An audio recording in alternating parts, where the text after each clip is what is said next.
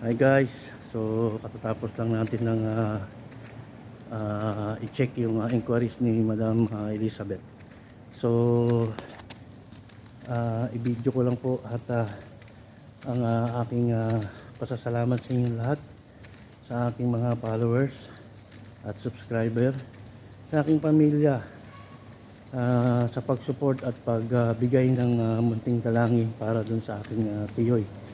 So bigyan ko lang po kayo ng update. Full recovery na po siya, medyo maayos na po yung lagay niya.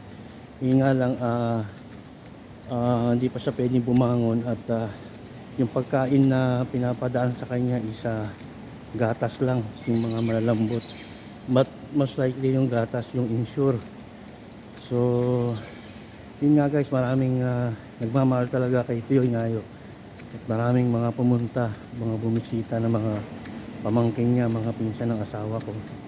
So full support sila sa pagbibigay ng dasal at habang iinggahan nyo na sinasabihan ang aming tiyoy na magpagaling at magpalakas.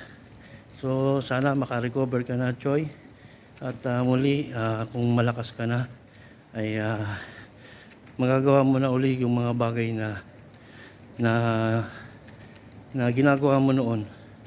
So yung namimiss nila yung lagi mong pagla-live, kasi sa lagi mong pagla-live nakikita ka nila ng masaya, malakas, at nakikita nila kung sino-sino yung mga kasama mo, kumakanta ka. So yun, so pagaling ka, Choy. Actually dalawang gabi yata nagbantay yung asawa ko doon, dalawang araw siyang off.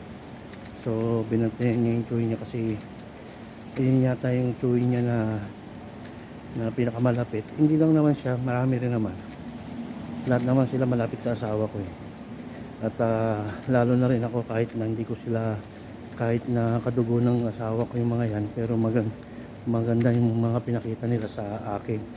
Kaya naman full support din ako sa kanila, kahit sa munting panalangin lang, hindi man sa pera, pero I mean talagang dapat tulungan. So wish ko lang kay Tiyo Nayo magpagaling at huwag matigas ang ulo. Sundin ang lahat ng bilin ng doktor, kumain maigi at iwasan yung mga bagay na makakasama sa kanya. So yun lang guys, ingat-ingat din tayo sa ating pangangatawan, sa ating health, sa ating mga pagkain na kinakain. So God bless to everyone. Thank you.